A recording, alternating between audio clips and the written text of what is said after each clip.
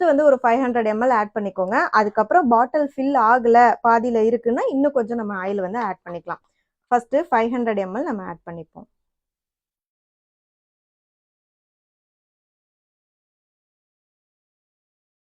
First வந்து 500 ml வந்து நம்ம ஊத்தியாச்சு. அதுக்கப்புறம் வந்து எசென்ஷியல் ஆயில் ஆட் பண்ணிக்கலாம். ரீக்ரோத் ஆகணும்னு அவங்க கேட்டிருக்கிறதால ரோஸ்மெரி எசென்ஷியல் ஆயிலும் லாவெண்டர் எசென்ஷியல் ஆயிலும் நான் ஆட் பண்றேன். நீங்க நார்மலா வந்து எசென்ஷியல் ஆயில் இல்லாம கூட நீங்க யூஸ் பண்ணலாம். பட் எசென்ஷியல் ஆயில் ஆட் பண்ணும்போது இன்னுமே உங்களுக்கு வந்து ஹேர் க்ரோத் ஆகிறதுக்கும் ஹேரோட ஸ்ட்ரக்சருக்குமே ரொம்பவே நல்லது.